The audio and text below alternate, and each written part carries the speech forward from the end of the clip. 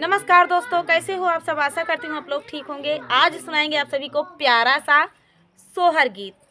तो सुनिएगा और बताइएगा कैसा लगा। इस सोहर गीत में एक तिरिया है जो बड़ी सुंदर है, बड़ी ही सुंदर औरत है वो, और उसकी शादी हो जाती है। उसका पति बहुत ज़्यादा मतलब लगाव रखता है और उसकी सास क्या क्या बोलती है सुनिएगा इस सोहर में। तो चलिए सुनाते हैं ये प्यारा सा सोहर गीत। पनवा के जैसी धाना पातर कुसुम रंग सुंदर, कुसुम रंग सुंदर हो।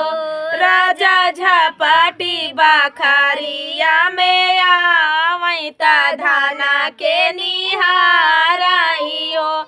राजा झपटी बखरिया में आवैता धाना के निहाराई हो।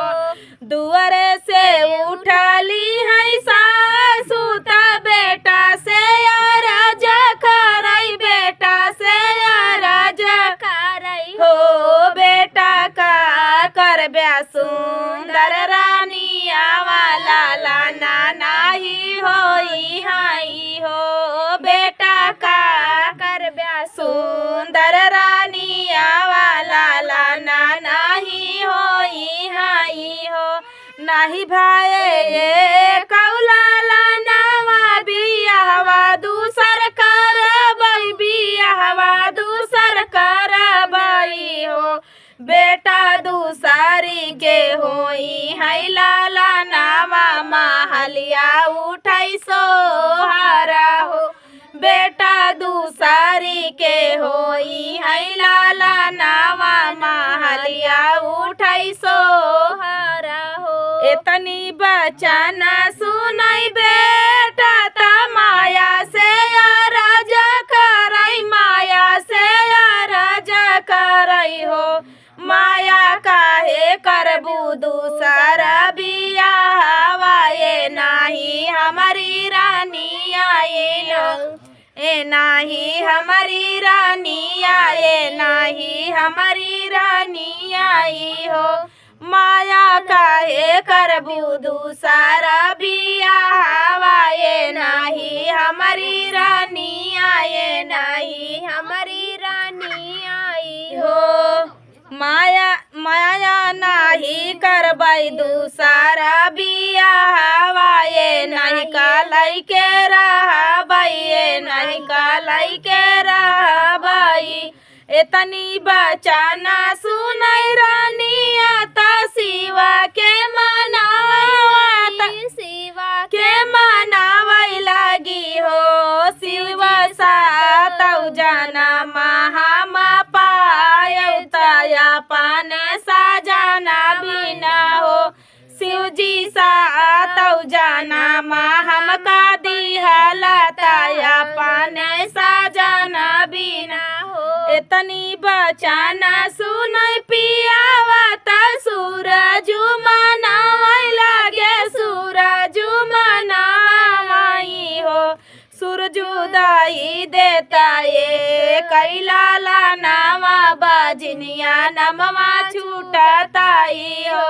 सूरज उदय न देता ये कैला नावा बाजनिया नमवा छूटताई हो। इतनी बचना सुनई सूरज राजा से राजा करई, राजा से राजा करई हो। राजा जात्या नाया पाने महलिया तारानी का संहार, तारानिया संहार हो।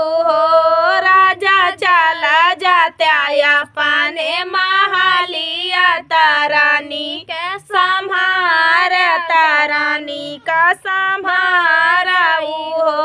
राजा आजू के नावाए महीना वाला लाना तोरे होई हाई, लाला ना तोरे होई हाई हो। राजा आजू के नावाए महीना लाला ना तोरे होई हाई, होरी ला तोरे होई हाई हो।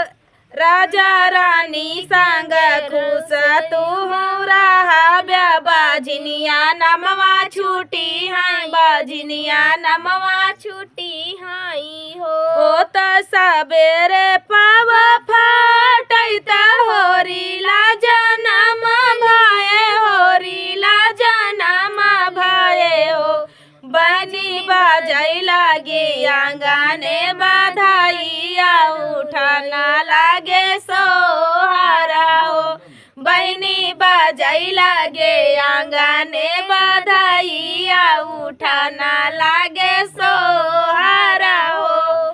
तो दोस्तों ये प्यारा सा सोहर गीत आप सभी को कैसा लगा कमेंट में जरूर बताना दोस्तों। मिलते हैं अगले वीडियो में, तब तक के लिए नमस्कार।